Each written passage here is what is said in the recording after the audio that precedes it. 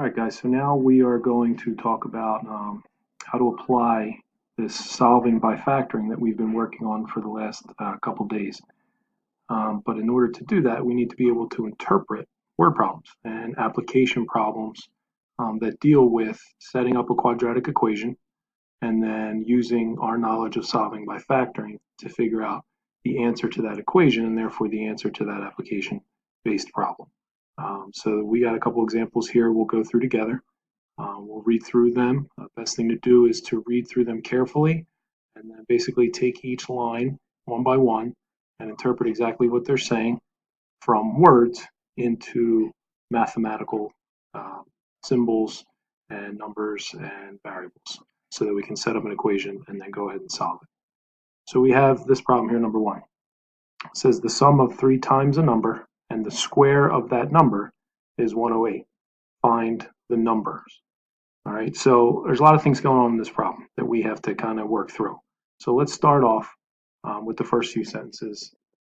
We'll stop at a certain point and we'll interpret exactly what that part of the sentence is saying. So it says the sum of 3 times a number. We're going to stop there. We're going to stop it right here. And we're going to interpret exactly what that says. So the sum of 3 times a number. All right, sum in math terminology means that you're adding something. And then 3 times means multiplying something by 3. But what is it that we are multiplying by 3? Okay, well, it is a number. We don't know what that number is. Anytime we don't know what a number is in math, we make that a variable. Normally, the variable that we use is x. So we're going to use x here. So 3 times a number would be then 3x. Okay, so we're starting with that. And then it says the sum of that. All right, so we're adding that to something. Okay, so that'll lead us to the next one. 3x plus. All right, we're adding that to something. Next part of the sentence says, and the square of the same number. When it says the square of that number, squaring something is raising it to a power of. So we're going to sum together 3 times the number and the square of that number. So it looks something like that. All right, so there's our quadratic. We know a quadratic equation when we see one because it has a degree of 2, which therefore means we're going to end up with 2 solutions to this problem. Okay, so we've interpreted up to this point. All right, now the last part of the sentence says is 108. So if you remember back to algebra 1, anytime you see the word is, you are talking equals. Okay, so 3x plus x squared is equals 108. Okay, so there we are. We have an equation. We have an equal sign. We have a quadratic equation because we have a degree of 2. All right, and then we're going to end up having 2 solutions to this. And in order for us to solve this, the only way we know how to solve quadratic equations is by factoring. So we're going to factor it. But in order to factor this, we have to have it equal to 0. We can't do anything until this is equal to 0. And we kind of want to rearrange things into the standard form, which is what we're used to seeing, where you have the highest exponent down to the lowest exponent. I'm going to start off by doing that.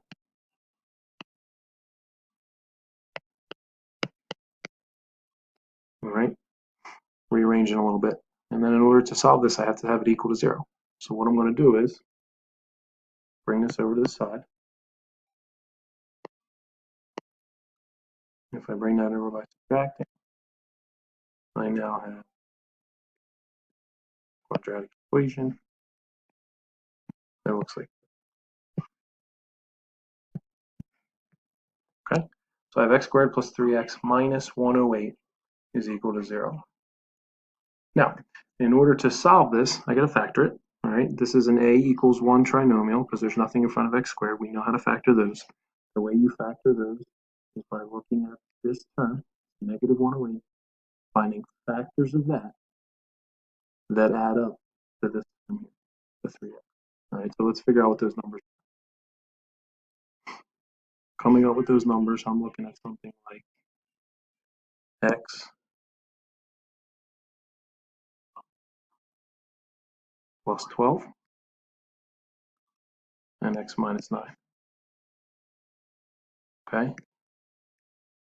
Because 12 times negative 9 is negative 108. 12 plus negative 9 is that positive 3, which we're looking for in the middle. So I now have two factors, which is going to lead me to the two solutions that I've been talking about.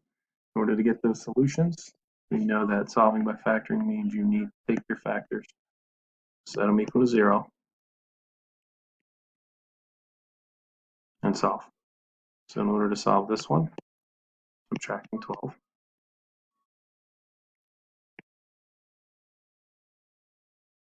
Okay.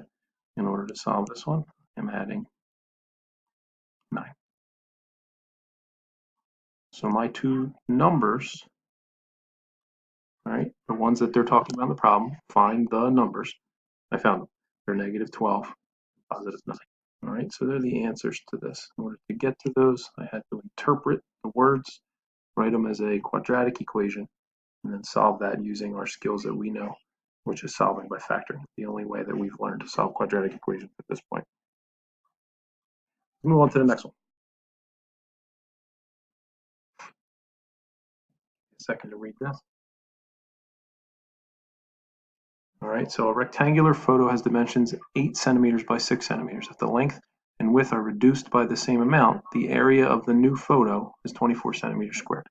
Find how much the length and width are reduced. All right, so we have a rectangular photo with dimensions. So the best thing about problems like this is you can draw a picture that helps you kind of visualize. I urge you in all of these situations, whenever you can draw and label it with all the information.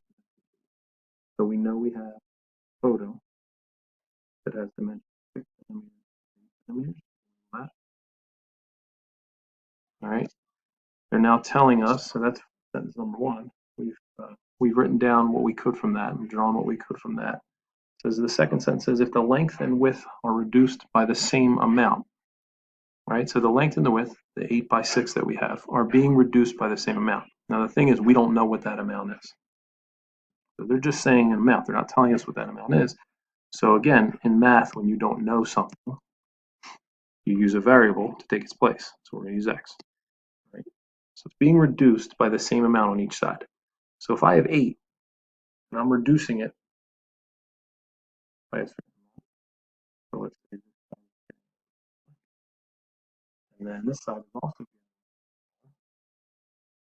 we know both of those sides are getting smaller by 8.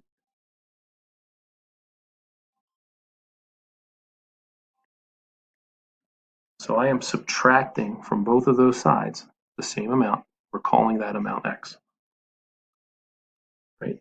The next thing they're telling us is that the area of the new photo is 24 centimeters. We're talking this area here. By reducing our little is now 24 centimeters squared. All right, so how does all this information fit together? All right, so we need to find out how much the length and width were reduced. So when they're asking us how much it was reduced by, they're literally asking us to find x, the amount that we said being taken from both of those two sides. Okay, so we have an expression for the length, we have an expression for the width. If you remember back to geometry, the way that you find the area of a rectangle by doing it. Okay, we don't necessarily have numbers for the new rectangle, but we do have an expression that represents both of them. We also have the area of the new rectangle. Okay, so what we're going to do is tell them what we know. We know the area. We know the length used to be 8, but we reduced it by x. So our new length is 8 minus x.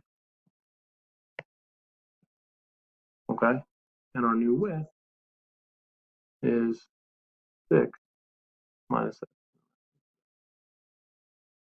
All right, so I have 8 minus x, I have 6 minus x multiplied together. That's going to give me 24 as my area. All right, now it's up to me to figure out what that x is, solving by factoring. All right, so there are some things we need to do here. We need to multiply some things together. We need to simplify some things. We also need to get this to equal 0. We cannot solve this by factoring unless this is equal to 0. Okay, so we're going to start multiplying. We'll run this like this. use our FOIL method here. 8. Distribute the 8 to the negative x. Now we go negative 6, so that's 6, and then negative x, x squared. All right, so we're going to combine my terms. I'm also going to rearrange the things at the same time. That's where we have it. I'm going to combine these two to get negative 14. And then I'm going to put a positive 40. Okay. So we've successfully simplified the right side. All right. The only problem at this point is that we don't have it equal to 0 yet. It's real simple to do. We can have it equal to 0 real quickly by subtracting 24 from both sides. When we do that, we're left with x squared very equal x squared minus 14x 24. Okay. Now at this point, we're able to factor. That's what we're looking to do now. So I'm going to bring it back up here. Give myself some space to work. All right, and now I need to factor this problem in order to solve for x. Again, I'm looking for how much the length and width will reduce. I can figure that out is by figuring out what x is. The only way I can do that is by solving this problem by factoring. So again, it's n equals 1. So I'm simply looking at this, finding factors of this that add up to this. All right, so those two numbers are x minus 12 and x minus 2. All right, so I got those two factors, and now I have to set them equal to 0 and I have to solve.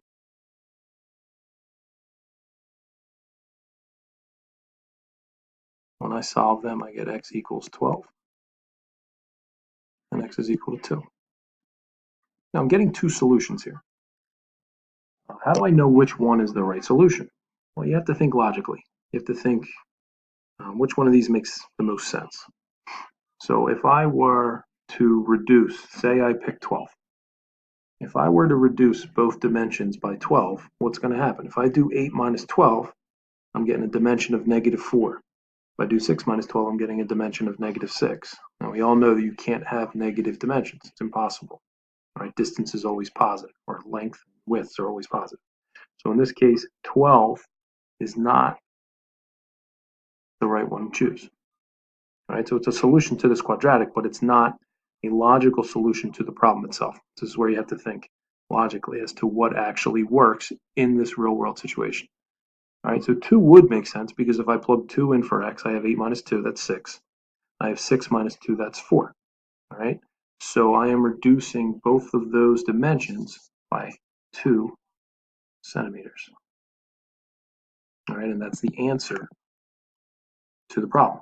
Find how much the length and width were reduced. They were reduced by x, which we have now figured out is 2 centimeters. All right, now if I wanted to, I could expand on this problem and ask you another question. And that question simply is, what are the new dimensions?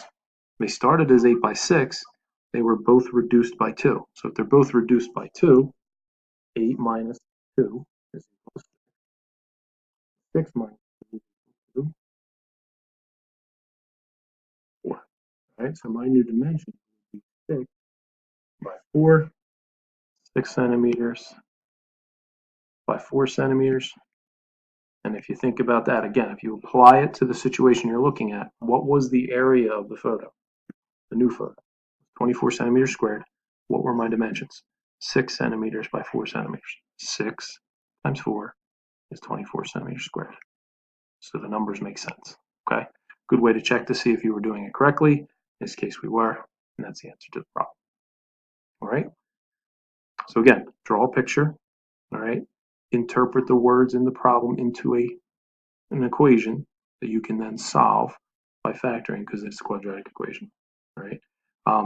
The next two problems are going to be on a different video, all right?